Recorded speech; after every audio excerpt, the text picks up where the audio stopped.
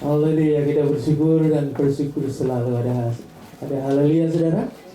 Puji Tuhan kalau pada pagi hari ini kita boleh kembali ada dalam rumah Tuhan. Kita percaya ini semuanya oleh karena kemurahan Tuhan yang memimpin menuntun kita semua.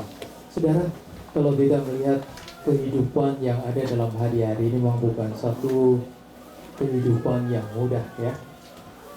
Sudah lebih dari 1 tahun kita melewati hari demi hari sampai pada saat ini sudah 1 tahun lebih ya. Tetapi kalau saya lihat wajah-wajah saudara berseri-seri bersuka cita, saya patut ucap syukur kepada Tuhan karena Tuhan baik. Tuhan selalu ada di tengah-tengah kehidupan kita semua ya. Namun saudara, di tengah-tengah kehidupan ini tidak usai juga ya, kita bisa lemah ya. Sehingga apa? Sehingga kita perlu dibangkitkan kehidupan kita supaya kita tetap semangat menghadapi situasi keadaan menjelang kedatangan Kristus kali yang kedua. Amin saudara. Kalau kita melihat hari-hari ini dunia sedang mengeluh ya. Satu belum selesai, tambah masalah satu, masalah dan masalah lagi. Apalagi dalam hari-hari ini, masalah dikatakan masalah krisis merupakan satu masalah yang bukan satu hal yang kecil, tapi menjadi masalah yang besar. Sehingga menjadi satu masalah yang timbul baik di tengah-tengah kehidupan orang yang ada di hampir seluruh Amerika ya, boleh rasakan ini menjadi satu masalah yang besar. Sehingga kadang-kadang membuat manusia menjadi lemah atau menjadi lesu, tidak ada semangat lagi. Tapi pada pagi hari ini kita akan mendengar firman tentang memulihkan atau mengembalikan semangat supaya kita tidak menjadi lemah dalam hari-hari. Kita buka firman Tuhan di dalam Amsal yang ke-18 ayat yang ke-14. Amsal yang ke-18 ayat yang ke-14.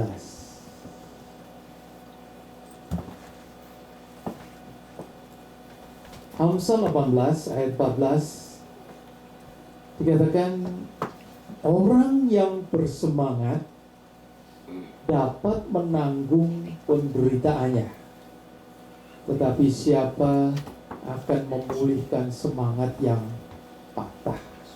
Sekali lagi ya, mari kita sama-sama baca supaya kita meresapi kata ayat ini. 1, 2, 3. 1, 2, 3. Orang yang bersemangat dapat menanggung penderitaannya, tetapi siapa akan memulihkan semangat yang patah. Saudara, ini satu masalah yang dihadapi oleh Raja Salomo. Kalau kita melihat Raja Salomo adalah Raja Israel yang sangat terkenal, dan dia mempunyai hikmat dan kekayaan yang begitu besar. Dan Alkitab pun menuliskan bahwa tidak ada raja yang lebih berhikmat daripada Raja Salomo, dan tidak ada raja yang memiliki kekayaan yang lebih dari kekayaan yang dimiliki Raja Salomo. Namun saudara, kalau kita perhatikan, Salomo memang ada banyak kelebihan yang dimiliki Salomo ya, bukan hanya hikmat dan kekayaan, tetapi dia mengamati begitu banyak bentuk kehidupan ini, baik kehidupan manusia dan kehidupan binatang, yang mengajarkan makna hidup yang lebih baik. Ya, kalau sudah lihat di dalam Amsal banyak nasihat-nasihat yang membuat kita hidup lebih baik. Ya, ini satu hal yang sangat indah sekali ya, kalau kita merenungkan firman Tuhan, kita membaca Amsal, kita renungkan, dapat membangunkan kehidupan, mengarahkan kehidupan, membentuk kehidupan menjadi lebih baik di dalam hari-hari yang ada. Namun saudara, memang satu hal yang diamati oleh Salomo juga, ia mengamati bahwa orang yang bersemangat, ini satu hal yang kita perlu perhatikan, orang yang bersemangat akan mampu menanggung penderitaan. Mengapa saya katakan demikian? Karena manusia tidak lepas dari penderitaan dan penderitaan yang ada di dalam kehidupan, baik dari anak-anak. Saudara, kalau sudah perhatikan, baik mulai dari anak sampai kita yang sudah lanjut usia pun, kita tidak lepas dari penderitaan ini. Penderitaan apa? Penolakan, ya. Hari-hari ini banyak penolakan, ya. Betul? Kekhawatiran yang timbul, kekhawatiran di sana sini, beban yang berat, tekanan yang berat, dan masih banyak hal-hal yang dapat mengecewakan kehidupan ini. Ya, sehingga saudara, di sini kita perhatikan, inilah yang seringkali membawa penderitaan dalam kehidupan manusia. Namun satu hal yang melalui firman Tuhan katakan tadi, bahwa semua itu dapat diatasi ketika apa? Ketika orang itu memiliki semangat, ya. Ketika orang itu memiliki semangat. Ini yang menjadi suatu hal, ya. Jadi Salomo mengamati orang-orang yang memiliki semangat itu, orang-orang yang dapat bertahan, orang-orang yang dapat berhasil dalam apa yang dikerjakan, orang-orang yang dapat berkemenangan, bahkan orang-orang yang mampu menghadapi penderitaan yang terjadi dalam dunia ini. Karena apa? Karena orang-orang itu adalah orang-orang yang memiliki semangat. Tetapi ini masih menjadi satu pertanyaan juga yang dipertanyakan oleh Salomo. Kalau dia katakan di dalam ayat selanjutnya, ya, dia bertanya dalam dirinya, siapakah yang akan memulihkan semangat yang patah? Ya, dalam ayat 14b tadi dikatakan, kalau yang pertama katakan orang yang semangat dapat menanggung penderitaan, tetapi yang menjadi masalah yang masih dihadapi, tetapi siapa akan memulihkan semangat yang patah? Saudara, semangat yang pudar itu dapat melumpuhkan. Seminggu lalu pun saya katakan, dapat melumpuhkan. Semangat yang tidak ada semangat dalam kehidupan ini dapat melumpuhkan banyak orang, sehingga mengakibatkan satu kerugian yang besar yang terjadi dalam kehidupan ini. Namun saudara, pertanyaan itu tidak berhenti saja, karena melalui pernyataan daripada Nabi Yesaya sendiri yang disampaikan, bahwa hanya melalui Yesus, pada waktu Yesus datang dalam dunia itu, Yesus sendirilah yang mampu memulihkan semangat yang pudar. Ya, seperti dalam Yesaya 61, kalau sudah buka kitab Nabi Yesaya 61 ayat 1 dan 3a, Yesaya 61 ayat 1 dan 3a katakan, Roh Tuhan Allah ada padaku, oleh karena Tuhan telah mengurapi aku, Ia telah mengutus aku untuk menyampaikan kabar baik kepada orang-orang sengsara dan merawat orang-orang yang remuk hati, untuk memberitakan pembebasan kepada orang-orang tawanan dan orang-orang yang terkurung, kelepasan dari penjara. Nah, ini yang ayat 3 yang menjadi satu jawaban yang dikerjakan oleh Allah kita, yaitu Yesus Kristus, untuk mengaruniakan kepada mereka perhiasan kepala ganti abu. Abu adalah penderitaan, masalah, kesusahan. Minyak untuk pesta ganti kain kabung, kabung kesusahan. nyanyian puji-pujian ganti semangat yang pudar. Amin saudara. Inilah yang menjadi satu berita yang besar dalam hari-hari ini. Kalau kita tidak memiliki Yesus dalam kehidupan kita, bagaimanakah kita akan dapat mengatasi masalah yang seperti ini? Ya, semangat yang pudar. Maksud saudara, pertanyaan Raja Salomo telah terjawab. Yesus Kristuslah sang pemulih semangat itu. Apapun keadaan, Yesus sanggup memulihkan sampai semua terselesaikan. Mengapa Yesus? Ini satu pertanyaan ya. Saudara, seringkali mungkin kita bertanya, mengapa sampai kita harus mengandalkan Yesus dalam kehidupan ini? Yang pertama, karena apa? Karena Yesus memberi semangat yang baru dalam kehidupan kita. Ada banyak hal yang menyebabkan orang kehilangan semangat. Nah, ini kita sadar ya, seperti mungkin karena tertolak. Dan hari-hari ini saudara, banyak orang yang kehilangan atau semangat pudar. Kenapa? Karena tertolak, karena himpitan kekhawatiran, karena beban berat, tekanan, kecewaan, dan mungkin hal yang lain. Dan kalau semangat yang pudar berakibat apa? Menurunnya semangat untuk melakukan aktivitas kehidupan ini. Ya, mungkin mahasiswa atau murid-murid semangat pudar karena apa? Karena tekanan cukup besar sehingga tidak ada lagi semangat untuk belajar. Orang bekerja tidak ada semangat untuk bekerja lagi. Orang berbisnis tidak ada semangat lagi untuk berbisnis. Orang yang melayani pun tidak ada semangat lagi untuk melayani. Saudara, pengaruh banyak sekali ya. Dalam rumah tangga juga bisa berpengaruh. Sehingga saudara, hal-hal ini akan menghancurkan kehidupan kita. Tapi kita bersyukur kita memiliki Yesus.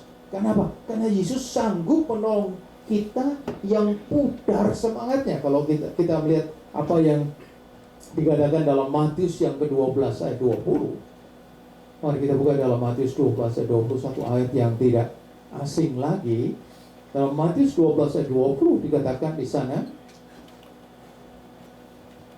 Matius 12 ayat 20 dikatakan, buluh yang patah terkulai tidak akan diputuskannya, sumbu yang pudar nyalanya tidak akan dipadamkan sampai ia menjadi hukum itu menang. Saudara, dalam bahasa Indonesia yang terakhir itu kurang jelas, tapi kalau sudah buka dalam bahasa Indonesia sehari-hari dikatakan buluh yang terkulai tak akan dipatahkannya. Meskipun sudah terkulai, tidak akan dipatahkan. Pelita yang redup tidak akan dipadamkan. Tapi apa saudara?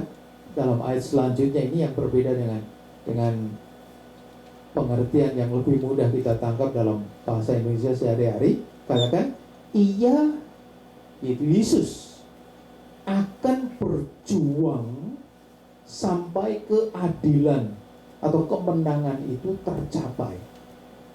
Ya, sekali lagi ya, saudara, di sini dalam ayat yang ke 20b dikatakan, ia akan berjuang sampai keadilan atau kemenangan itu tercapai. Ya, dalam bahasa Inggris pun, till he has brought justice through to victory. Ya, jadi saudara, ini pengertian yang sangat indah sekali ya. Saudara, mengapa sampai Yesus menjadi penolong yang besar di dalam masa yang demikian rupa? Maka itu saudara, kita tidak bisa lari ke tempat yang lain ya. Hanya Yesus sajalah satu-satunya yang sanggup memulihkan. Karena ia berjuang, katakan, sampai keadilan kemenangan itu tercapai. Saudara, di sini kepada siapa Yesus dapat memulihkan? Ini yang penting sekali ya. Kita perhatikan, yang pertama kepada mereka yang tertolak. Kalau kita lihat di dalam Matius yang 9 ayat 11 dan 12, di sini kita melihat bagaimanakah Yesus menolong orang yang tertolak. Dikatakan ayat 9, pasal 9, 11, 12 katakan, pada waktu orang Farisi melihat hal itu, berkatalah mereka pada murid-murid Yesus, mengapa gurumu makan bersama-sama dengan pemungut cukai dan orang berdosa? Yesus mendengarnya dan berkata, bukan orang sehat yang memerlukan tabib, tetapi orang sakit. Memang saudara, di sini kalau kita melihat kehidupan manusia yang tertolak itu memang rasa sakit ya. Siapa yang belum pernah tertolak? Saya kira kita pernah tertolak ya. Seperti kalau istilah anak-anak ya, dalam di sekolah seringkali dibully. Nah, itu rasanya sebenarnya secara tidak langsung mereka itu tertolak. Ya, tertolak, dibully. Seperti ini juga kalau kita perhatikan, orang-orang Farisi membuli orang-orang berdosa, ya. Orang yang tertolak biasanya memang akibatnya apa? Mudah tersinggung dan putus asa. Nah, ini yang menjadi masalah saat ini. Banyak orang yang tersinggung, putus asa, kemudian ambil jalan pintas untuk mengakhiri hidupannya. Nah, ini satu hal yang sering terjadi. Namun saudara, kalau kita perhatikan, ketertolaan itu dapat dimulai ketika ia masih seperti anak-anak ya, dalam kandungan. Saudara, banyak kan ketertolakan itu dimulai pada waktu anak masih dalam kandungan, sudah mau digugurkan. Itu satu ketertolakan. Ya. Tertolak juga bisa dialami ketika kanak-kanak mungkin ditinggal orang tuanya karena berpisah, atau tinggal orang tuanya karena mati, atau orang tua menitipkan kepada orang lain, bahkan titipkan ke panti asuhan. Ya, seperti saudara, cucu saya, anak Andrew yang kedua itu, dia tertolak oleh ibunya. Ya, di Cina sana. Sejarahnya apa? Dia ditemukan di pinggir jalan.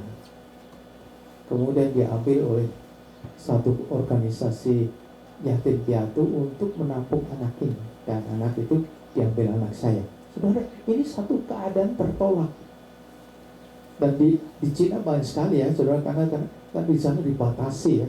Orang tidak boleh punya anak lebih dari jumlah tertentu. Bahkan kalau anak perempuan itu sudah hampir tidak ada harganya lagi. Ini bahaya sekali. Ya, itu ketertolakan. Ya, ketertolakan. Bahkan mungkin pada masa remaja pernah ditolak karena cintanya tidak tercapai. Ya, tolak kan? Sering kan sampai ya sudah tahu sendiri kalau sudah patah hati seperti apa. Ya. Bahkan kadang-kadang ketika berkeluarga ditolak oleh pasangannya sendiri. Aduh, ini masalah besar sekali. Ya. Sehingga ketertolakan. Saudara, namun kalau kita kembali ke pembacaan tadi, kisah di atas tadi, memang di sana kita melihat orang berdosa pun ditolak ya oleh masyarakat dan oleh ahli-ahli Taurat. Mereka menghakimi orang-orang berdosa, menganggap tidak layak menerima sesuatu yang baik dari Tuhan. Mereka menganggap, mengapa mereka demikian? Karena mereka menganggap itu sebagai sampah masyarakat. Namun saudara, kita perhatikan, Yesus berbuat sebaliknya. Ia menerima orang berdosa yang ditolak oleh masyarakat, oleh orang-orang yang ada di sekitarnya. Saudara, ini satu hal yang dikerjakan oleh Yesus. Yesus menerima orang-orang yang ditolak. Tapi juga Yesus menerima apa? Orang-orang yang lelah. Kalau saudara baca dalam Matius 11 ayat 28, dalam Matius 11 ayat 28, dalam terjemahan bahasa Indonesia sehari, katakan, datanglah kepadaku kamu semua yang lelah dan merasa beratnya beban. Aku akan menyegarkan kamu. Dalam bahasa Indonesia, terjemahan yang baru katakan yang akan memberikan kelegaan. Tapi di sini, aku akan menyegarkan kamu. Ya, seperti kalau sudah melihat mobil, ya, mobil truk mungkin ya, sudah dengan kelebihan memuatan. Biasanya kalau sudah perhatikan, jalannya pasti akan lambat dan mungkin tidak stabil. Bahkan bahan bakarnya akan semakin boros, bahan akan mudah lebih habis ya, gundul, pasti membahayakan. Demikian juga hidup manusia yang menanggung beban berat akan berakibat apa? Letih dan lesu, sehingga tidak berdaya lagi. Ya, ini banyak sekali contoh dalam kehidupan sehari-hari. Saudara bisa melihat karena terlalu beban yang berat begitu rupa kalau tidak masa-masa ini. Ya, masa-masa ini mau lari kemana dengan beban yang begitu berat? Tidak ada jalan keluar sehingga mereka terasa berat sekali. Tuhan Yesus mengundang mereka yang letih lesu dan berbeban berat itu untuk datang kepadanya, karena apa di sini ia akan memberi kesegaran baru sehingga mampu bekerja lebih baik lagi dalam kehidupannya. Oh sudah di sini, maka itu jangan kita tinggalkan Tuhan dalam hari-hari ini ya. Masalah kehidupan yang ada dalam kehidupan ini, saudara, kita tidak bisa lari ke tempat yang lain. Kita hanya dapat datang pada Yesus, karena Yesus yang memberi kesegaran di dalam kehidupan ini. Karena Yesus adalah jalan satu-satunya untuk menyelesaikan masalah-masalah yang terjadi. Maka Tuhan katakan, marilah kepadaku yang berbeban berat. Kenapa? Tuhan akan menyegarkan kita kembali, memberi semangat kita yang baru. Tapi juga kepada mereka yang menderita. Nah, ini pasti ya, saudara, pada orang yang menderita dalam hari-hari ini, dalam Lukas 8 ayat 43-44, di sana ada cerita tentang wanita yang perdarahan 12 tahun itu. Saudara, pada waktu itu dia datang kepada Yesus, sudah berobat kepada dokter, tidak mendapat kesembuhan. Maka itu wanita itu dalam 44 kata itu mendekat Yesus dari belakang dan menjamah, menyentuh ujung jubah Yesus. Sekitar itu perdarahannya berhenti. Ya saudara, di sini kita perhatikan penderitaan berubah segala macam penyakit ya hari-hari ini banyak terjadi. Kesulitan ekonomi, tekanan-tekanan yang lain yang terjadi. Seperti wanita 12 tahun ini sudah sakit, sudah kehabisan ekonomi, masalah ekonomi, karena dokter, kalau dia keluarkan dokter mungkin banyak ya, belum ada insurans mungkin pada waktu itu ya. Sehingga kondisinya habis-habisan. Untuk berjalan aja mungkin susah, untuk hidup mungkin sudah susah sekali. Ya, butuh perjuangan yang besar untuk bisa hidup.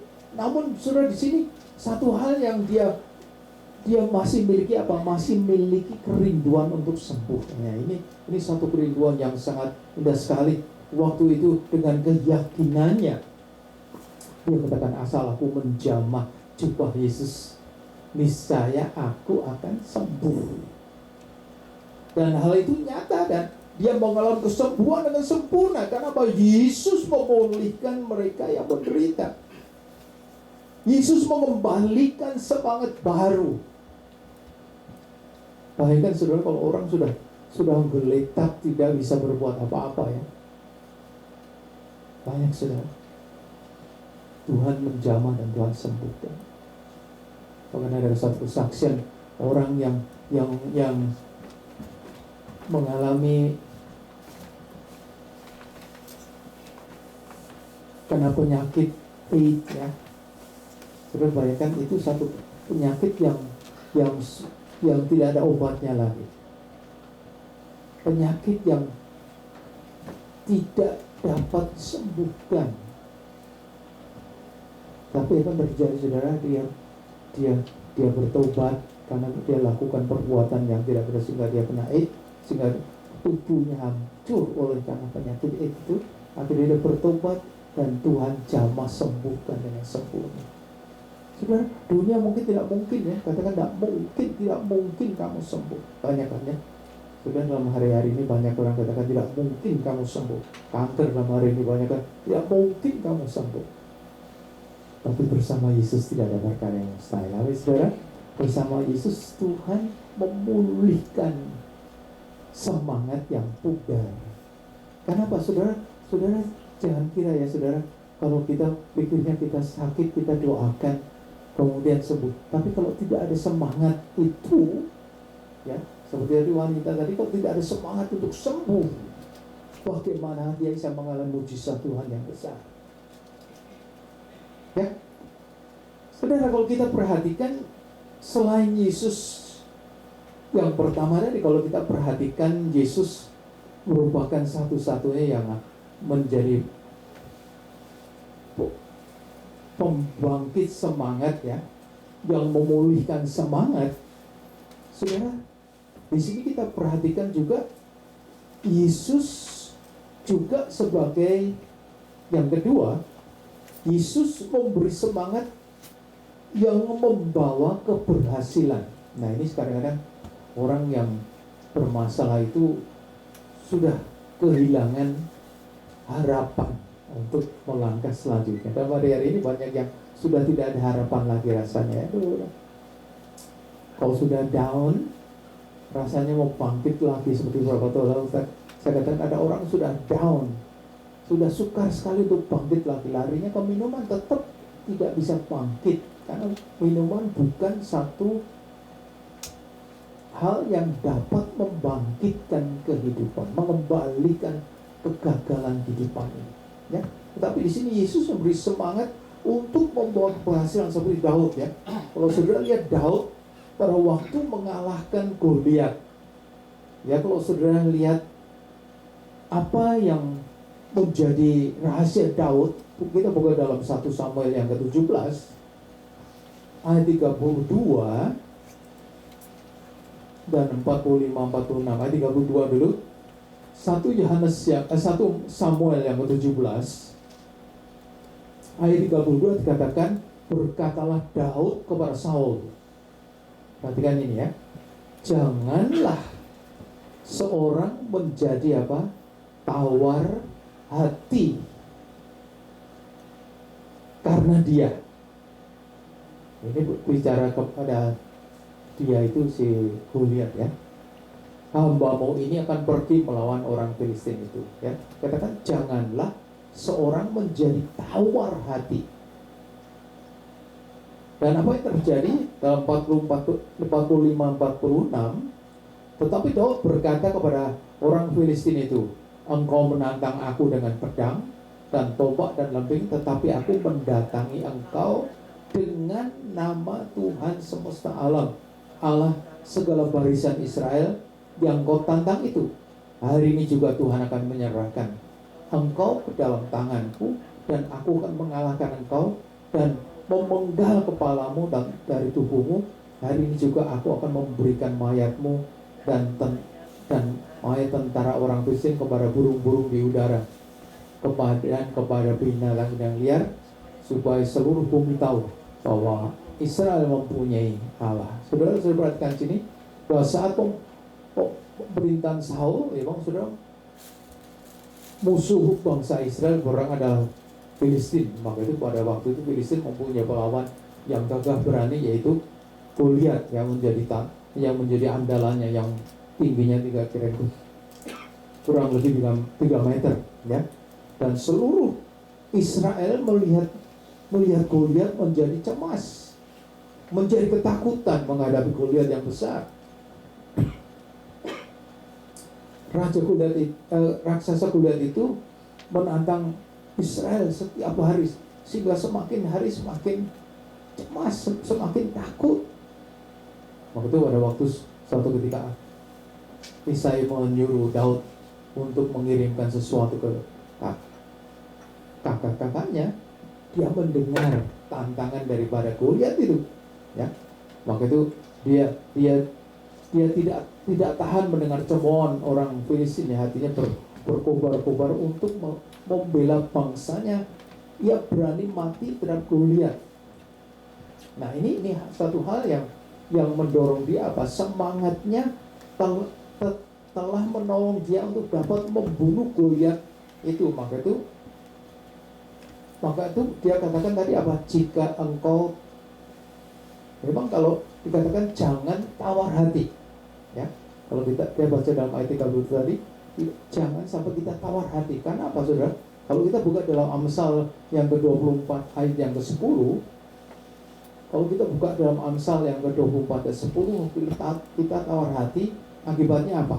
Kalau kita tawar hati, katakan dalam ayat 10, jika engkau, coba kita sama-sama baca ya, 1, 2, 3. Jika engkau tawar hati pada masa kesesakan, kecillah apa? Kekuatanmu. Sekali lagi coba, 1, 2, 3. Jika engkau tawar hati pada masa kesesakan, kecillah kekuatanmu. Nah, ini satu hal yang dikerjakan oleh Daud, meskipun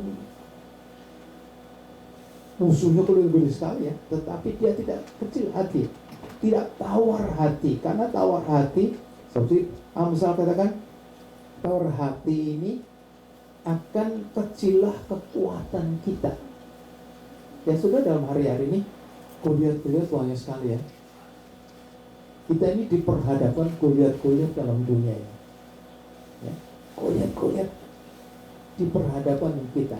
Nah, kalau kita tawar hati, tadi firman Tuhan katakan apa? Kecillah kekuatanmu. Akan hilang kekuatan kita. Ya, akan hilang. Makanya kalau menghadapi apapun, jangan sampai kita tawar hati. Karena tawar hati ini melemahkan kekuatan kita. Daud menangkap isi hati Tuhan dan bertindak dengan berani. Maksud Tuhan menyertai dia, sehingga dengan satu batu saja dapat menghancurkan bangsa Filistin. Amin, saudara. Oleh itu jangan tawar hati. Jangan tawar hati. Contoh banyak ya, contoh yang lain pun banyak ya. Petrus menghadapi banyak tantangan dalam pelayanan. Saudara, Petrus pun punya satu keberanian ya. Kalau dia perhatikan, dia pun mengandalkan Tuhan dalam kehidupannya, sehingga pada waktu dia diadili pun, ditangkap dan diadili pun, dia katakan, silahkan kamu putuskan sendiri manakah yang benar di hadapan Allah, taat kepada kamu atau taat kepada Allah. Nah, saudara, ini suatu keberanian yang besar. Petrus tidak tawar hati, tetapi punya satu keberanian yang besar untuk menghadapi orang-orang yang ingin menghancurkan pelayanan Petrus sendiri. Paulus sendiri juga, kalau kita perhatikan, Tuhan pun inginkan apa? Paulus menyelesaikan ya. Seperti Paulus, kalau dalam kisah 20 ayat 24, dalam kisah 20 ayat 24 katakan, tetapi aku tidak menghiraukan nyawaku sedikit pun. Ini tantangan yang Paulus hadapi ya, dalam kisah 20-24. Asal saja aku dapat mencapai garis akhir dan menyelesaikan pelayanan yang ditugaskan oleh Tuhan Yesus padaku untuk apa? Memberi kesaksian tentang Injil kasih karunia Allah. Di sini, saudara, ini semangat yang tidak patah. Karena dia mempunyai satu keyakinan, apa yang Tuhan sudah percayakan itu pasti Tuhan akan membela di dalam setiap apa yang dikerjakan. Maka sudah, jangan kita kecil hati ya kalau dapat tantangan. Banyak ya, saudara, kita baru melayani sedikit sudah tantangannya cukup besar. Semakin besar kita melayani, tantangan memang semakin besar. Tapi saudara-saudara, Paulus katakan bahwa dia tidak takut ya. Dikatakan asal saja aku dapat mencapai garis akhir dan menyelesaikan pelayanan yang ditugaskan Tuhan Yesus padaku. Tugas apa? Yaitu memberi kesaksian tentang Injil kasih karunia Allah. Nah, di sini kita perhatikan semangat yang Paulus pegang itu tidak patah. Dia tidak tawar hati di dalam menghadapi, dalam mengerjakan kepercayaan yang Tuhan berikan dalam kehidupannya. Sehingga apa? Paulus lewati kemenangan itu tidak mudah ya. Tantangan yang Paulus hadapi bukan satu tantangan yang mudah. Tapi di sini apa? Karena tidak tawar hati. Maka saudara, di dalam menghadapi situasi keadaan dunia yang terjadi dalam hari-hari ini, saudara, satu perkara, saudara, andalkan Yesus dalam kehidupan. Jangan sampai kita tawar hati. Karena kalau kita tawar hati, tadi katakan apa? Kecillah kekuatanmu. Jangan tawar hati. Tapi saudara, jangan tawar hati dalam situasi, dalam keadaan hari-hari ini. Saudara, satu tantangan yang cukup banyak ya. Tidak mudah baik bagi saudara-saudara yang bekerja, saudara yang berusaha. Jadi kalau kita melihat hal-hal yang terjadi di tengah-tengah kehidupan ini tidak kecil. Tapi firman Tuhan katakan, jangan kita tawar hati. Jikalau engkau tawar hati pada masa kesesakan, kecillah kekuatan. Semakin kecil kekuatan kita, sehingga kita bisa kehilangan kekuatan di dalam kita melakukan apa yang Tuhan sudah percayakan dalam kehidupan. Saudara, kita adalah orang-orang yang dipilih oleh Tuhan ya. Kita bersyukur ya, bahwa kita adalah orang yang berbeda dengan dunia. Orang-orang di dunia dalam menghadapi situasi keadaan yang terjadi dalam hari-hari ini, mereka tidak tahu bagaimana cara jalan keluar untuk mengatasi semua. Sehingga saudara, mereka melakukan hal-hal yang di luar kehendak Allah. Sehingga saudara, bukannya menguntungkan orang lain, bukan untung diri, tapi malah merugikan kehidupan ini, menghancurkan kehidupan ini. Tetapi di sini saudara, Tuhan inginkan apa? Jaga. Kita minta, kita hanya dapat mengandalkan Tuhan, karena Tuhanlah yang dapat memberikan semangat itu ya. Tuhan yang akan mengembalikan, Tuhan yang akan menolong kita di dalam keadaan yang terjadi itu. Maka sudah, apa yang harus kita kerjakan ya, ketika rahasia mendapatkan semangat yang baru, saudara, Tuhan memang senantiasa sudah ada di tengah-tengah kehidupan kita. Maka itu kita lebih giat lagi ya di dalam kehidupan ini. Seperti dalam Yesaya 40 ayat 29 sampai 31, di sana Tuhan inginkan apa? Kita lebih menanti-nantikan Tuhan. Kalau sudah perhatikan istilah menanti-nantikan Tuhan ini ya, dikatakan orang-orang yang menantikan Tuhan akan mendapat kekuatan baru ya. Mereka seumpama raja wali yang naik terbang dengan kekuatan sayap.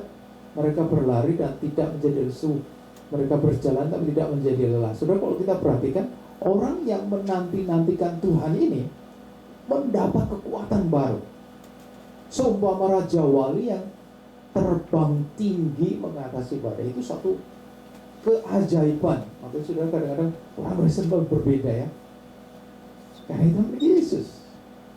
Maka kita harus menanti-nantikan Tuhan. Ini berarti apa? Memberi waktu khusus untuk Tuhan, mau mendengar suaranya, mau menyesuaikan dengan kehendak Allah, hidup dalam kehendak Tuhan. Ini yang kadang-kadang kelemahan kita tidak bisa lari, tidak bisa terbang lebih tinggi, hanya di situ aja ya. Tidak bisa lebih tinggi lagi seperti burung raja wali. Karena apa? Kita tidak menanti-nantikan Tuhan, tidak memberikan waktu secara khusus Tuhan ya. Untuk datang kepada Tuhan pun kita pikir-pikir ya, menguntungkan tidak untuk datang kepada Tuhan. Tapi kalau kita lakukan yang lain, kita bisa melakukan dengan begitu banyak waktu kita berikan. Tapi kalau Tuhan, pikir-pikir ya, pikir-pikir untung ruginya kalau datang kepada Tuhan.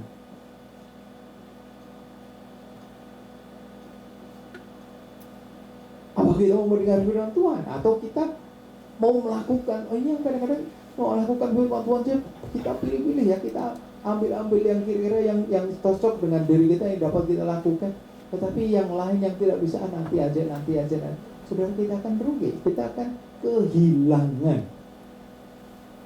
Ya, waktu sudah di sini menjadi satu hal, kita harus menanti-nantikan Tuhan. Karena apa, saudara? Di sini kita tidak bisa menghadapi situasi dunia hari-hari. Kenapa? Karena tidak mempunyai kekuatan yang full, tidak kekuatan yang prima di hadapan manusia-manusia yang ada dalam hari-hari ini. Oleh karena saudara, di sini satu perkara, kita harus datang mencari Tuhan. Kita datang untuk lebih mendekatkan diri kita kepada Tuhan, supaya di dalam hari-hari yang ada ini, saudara, kita tetap selalu ada di dalam Dia. Tetapi juga yang selanjutnya juga kita harus apa? Dalam Ibrani 6 ayat 19, jangan sampai pengharapan kita itu hilang. Kita harus menaruh pengharapan. Dalam Ibrani 6 ayat 19 dikatakan, pengharapan itu adalah sau yang kuat dan aman bagi jiwa kita yang telah dilabuhkan sampai ke belakang tabir. Pengharapan itu benar-benar sungguh ada, ya. Dan pengharapan itu tidak mengecewakan jika kita memiliki pengharapan yang kuat untuk sesuatu, yaitu untuk Yesus dan untuk kehidupan kita pengiringan kepada Tuhan. Saudara, kita perhatikan, maka kita memiliki keteguhan hati yang kuat untuk memeliharakan pengharapan yang ada. Saudara, hari-hari ini saudara, kita dituntut memiliki satu pengharapan untuk mencapai garis akhir. Paulus tadi katakan mencapai garis akhir. Karena apa? Dia memiliki satu pengharapan yang tidak putus. Makanya dia jaga kita, dia pelihara sampai ke garis akhir, sehingga kemenangan menjadi bagian dalam kehidupan kita. Ini yang kita harapkan dalam hari-hari, ya. Menjelang kedatangan Tuhan kali yang kedua bukan satu masa yang mudah, ya, tetapi masa-masa yang semakin sukar untuk kita hadapi di dalam hari-hari yang terakhir, ya. Ini yang Tuhan inginkan terjadi dalam kehidupan kita dalam hari-hari ini. Tapi juga satu hal lagi, saudara, kita harus bisa memotivasi kehidupan kita sendiri dalam hari-hari. Saudara, kita banyak hal, ya, hari-hari yang saudara dengar. Banyak hal yang kita disodorkan dalam kehidupan kita. Tetapi yang disodorkan itu, apakah itu akan memotivasi langkah kita di dalam menghadapi situasi yang terjadi, atau membawa kita semakin lemah? Ini yang menjadi satu pertanyaan. Yang, ya, seperti Daud pun, ya, Daud pun dimotivasi dengan kalau sudah baca dalam Mazmur 23 ayat 4, di sana dikatakan, sekalipun aku berjalan dalam lembah kekelaman. Ini satu masa yang gelap, ya. Aku tidak takut bahaya, sebab Engkau besertaku, gadamu dan tongkatmu itulah yang menghibur aku. Ini satu motivasi yang kuat sekali, ya. Sehingga meskipun melewati pengalaman yang begitu gelap, lembah itu sudah satu yang sangat gelap sekali, ya, tetapi aku tidak takut. Kenapa? Karena Tuhan selalu beserta. Ini satu hal dorongan yang kuat, ya, dalam kehidupan ini untuk membawa dirinya tetap berkobar-kobar, tetap untuk semangat menghadapi situasi keadaan yang terjadi. Tapi saudara, dari hari ini jangan kita dimotivasi oleh hal-hal yang sangat tidak bertanggung jawab dalam hari-hari ini. Ya, banyak hal yang membawa kita keluar daripada jalur yang benar, sehingga pengaruh itu hari-hari sangat berpengaruh sekali, sehingga orang banyak meninggalkan Tuhan, tidak mempunyai motivasi yang jelas, sehingga hidup kita terombang-ambingkan, hidup kita kehilangan pegangan yang utama, yaitu semangat yang kita harapkan untuk kita bisa melangkah. Maka di sini, di dalam keadaan apapun juga, saudara, jangan kita sampai tawar hati. Karena tawar hati tadi apa? Memperkecil kekuatan, ya, lalukan kekuatan. Lalu kita mau sadar sepenuhnya dengan Tuhan dalam hari ini. Ya. Maka itu pegang kehidupan kita, motivasi kehidupan kita untuk tetap selalu berharap pada Tuhan. Ya. Jangan sampai pengaruh-pengaruh yang datang sekitar kita itu mempengaruhi kehidupan kita sehingga kita menjadi lemah. Akhirnya kita tidak bisa bangun lagi. Tapi kalau kita kembali kepada Tuhan dalam hari-hari ini, saya tidak tahu apa yang sudah hadapi dalam hari-hari ini. Baik kita yang masih bekerja, kita yang berusaha, tidak ada masalah yang tidak ada dalam hidup, pasti datang masa. Problem kehidupan pasti ada. Baik kita yang sudah lanjut usia, yang sudah berpensiun pun tetap ada problem kehidupan ini. Tapi satu perkara, jangan lupa kita memiliki Yesus yang dapat membangkitkan semangat kita. Amin saudara? Karena di luar Yesus kita tidak akan sanggup melakukan apapun. Maka saudara, hari-hari ini apapun yang terjadi, tidak perlu takut ya. Kalau kita memiliki Yesus, Yesus akan menjadi penolong kita yang besar. Ya, saudara, dalam masa ini meskipun sudah lihat banyak yang sudah potong ke Amerika ya. Amerika ini sudah berapa million, berapa persen dana, how many percent people already got set. Saudara, bangga, presiden bangga ya. Saya belum. Sudah boleh? Belum. Siapa yang sudah? Cuma Heri aja yang sudah di sini. Yang lainnya sudah belum? Oh, Intan sudah. Ya. Saudara, wah kalau sekarang nggak ada mana-mana tuntut ya. Kalau saudara mau keluar negeri, mau kemana, harus vaksin dulu. Ya. Harus vaksin dulu. Tetapi yang sudah divaksin pun tidak menjamin. Kemarin dulu ada saudara kalau mengikuti tim pemaskap All England Indonesia itu sudah sampai di All England, sudah mulai main, ditolak suruh pulang. Karena apa? Karena tidak karantina 10 hari. Tidak karantina 10 hari. Dilihat semua syaratnya tidak semua negatif. Sudah divaksin lagi, ya. Mereka semua pemain-pemain Indonesia sudah divaksin lagi. Tetapi karena mereka tidak karantin 10 hari, akhirnya ditolak suruh pulang. Bayangkan sudah main satu set, ternyata harus pulang. Itu tidak jamin, ya, tidak jamin. Tidak ada jaminan yang dapat kita pegang dalam kehidupan. Sudah bayangkan betapa kecewaannya, betapa semangatnya, saudara. Semangatnya mau main begitu rupa, suruh pulang.